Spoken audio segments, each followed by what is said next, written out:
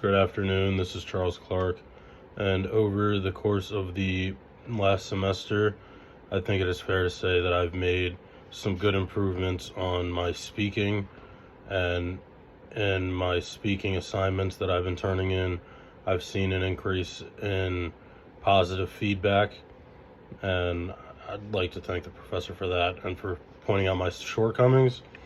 A big thing in that was reviewing the first speaking assignment that we turned in and, seeing where I saw my own faults and working to improve on them.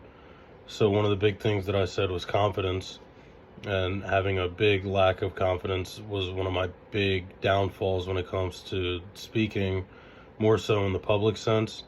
But I could see while rewatching all the videos that I've put out over the course of the last couple months that the confidence has definitely increased. Another thing that I said was that I was using like and that really came from, lack of preparation and not really being confident in what I was looking to present. So I think that also has improved over the course of the semester. What I really wanted to improve on was more public speaking, which is, presenting in front of an audience, not just sitting in my bedroom or on the computer screen talking straight to the camera. And that was talking to people face to face and all that. So I can't say that I've made improvement in that sense because I haven't done that. But that being said, the skills that I've learned or, tried to strengthen throughout the course of the semester would definitely help out when it comes time to do that. Looking over the rubric, I think one of the big things that I improved on was my introduction, which is the first thing that's listed on the rubric. That was a big point out from my submissions.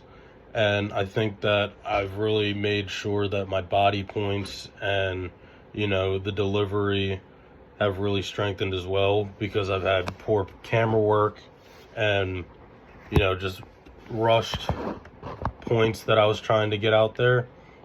And as I say that, my phone falls.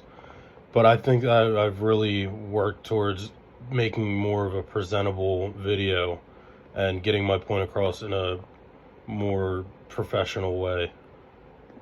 Moving forward, I would like to address the President's Naming Committee report on the renaming of the Smucker Science Building.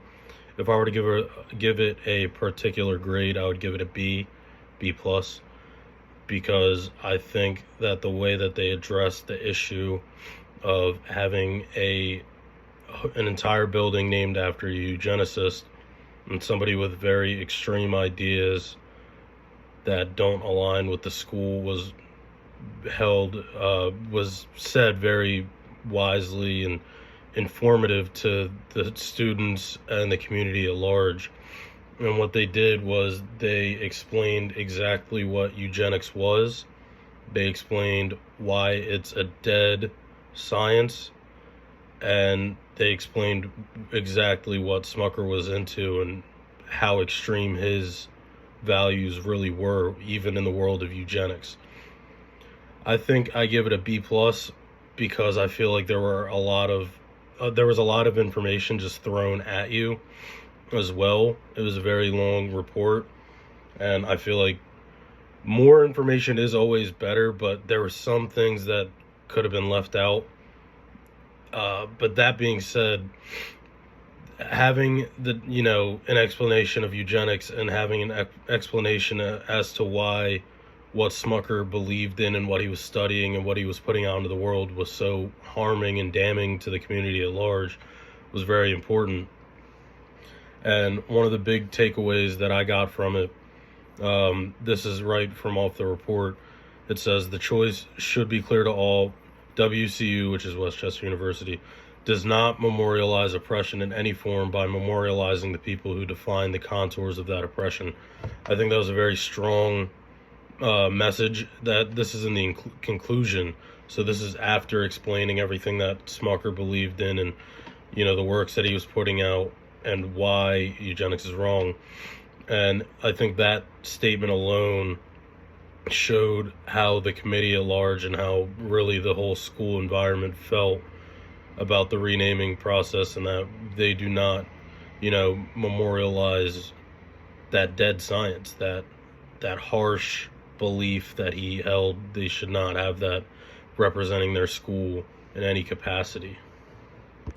Having said all that, I think that West Chester did a better job of handling their issues than Stanford did with David Starr Jordan, because put out a report saying why they are changing the name of the building and why they're not going to represent or have David Starr Jordan represent their school.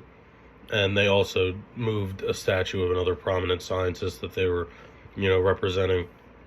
But their university aimed to address like the complex history the same as West Chester, but they didn't really give the context, and they didn't give an explanation as to what eugenics was, or they didn't really go as in depth as the West Chester committee did. Granted, the West Chester committee had this as an example. This happened prior to the renaming of the Smucker building, so they can build on what Stanford did wrong and their shortcomings in their example. But that being said, I do think that West Chester did do a better job of addressing the situation and giving a full description as to what was being done and why it was being done, and the problems at large, and why we don't represent eugenics in any context in our university. Throughout the course of the semester, we have learned how different academic subjects could benefit from learning more about eugenics. We learn eugenics through a history course, but solely because it is a class called eugenics, and the main point of the course was to teach about eugenics and the eugenic history. Just like the question in the assignment, I think that psychology majors should know more about eugenics and how a lot of the big psychologists in the last 150 years all had eugenic, not all, but majority of them had eugenic ideas and eugenic practices. And I think that it's something that more people need to know about.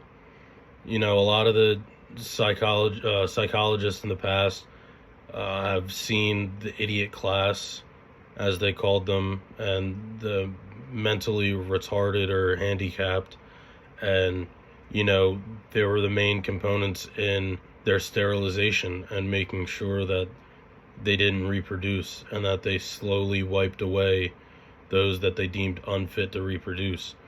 So I think a big thing that the university should focus on is teaching psychologists and psychology majors the real history of what they're really learning, and how eugenics played a real big part in that.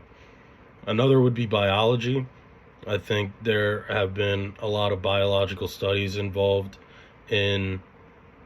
throughout the course of eugenics, and more recently during the COVID-19 pandemic, there were a lot of forced, experimentation and biological studies done on unwilling participants or unknowing participants in facilities, that home, those that are deemed mentally handicapped or, not mentally all there. They were getting tested and used as basically lab rats in these experiments and, vaccination tests without without knowing what their role in it really was.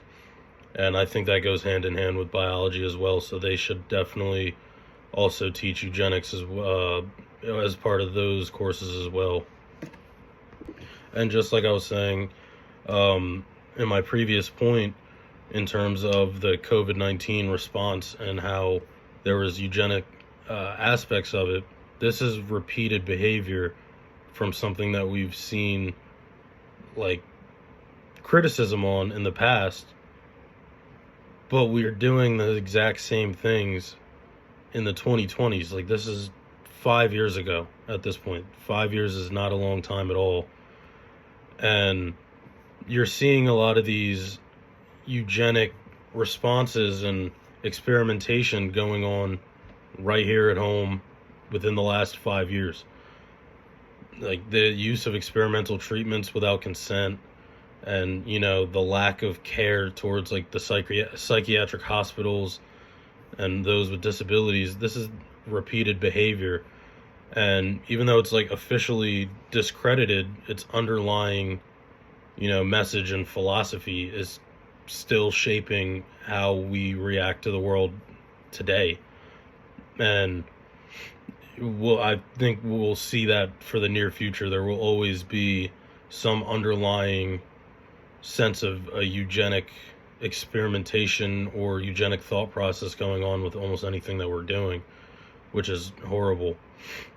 Another thing that I think we haven't done well, and we have not aced the test of avoiding the mistakes of the past, is using the same language and same hurtful names that we have in the past, and we're seeing it on a pretty big scale. Like, the head of our government, the president of the United States, is publicly calling people retarded and idiots and morons and mentally unfit. And these are things that have been addressed in a long time, but it's horrible. It's horrible things that somebody of his position should not be doing, and we need to move on from things like that, or nothing will ever change. I think for me, moving forward, one of the biggest things will be to really be a bigger advocate and be more vocal on things that I see in everyday life, and really use my voice as somebody that has looked more into some of these topics more than the average person, and use what I know to help other people not share hurtful or eugenic ideas, and really be an advocate for people that have a message but don't really come across to the wider media. Like, prior to the course, I'd never heard of Ladau or Wong or other authors or public speakers that have disabilities, and what challenges that they really go through in life just to be them. And Ladau spoke about being scared for her life when it comes to the coronavirus, and if she's even deemed worthy of saving. And Wong spoke about being disabled and on a ventilator. Is she like not fit to live? Like, is she expendable?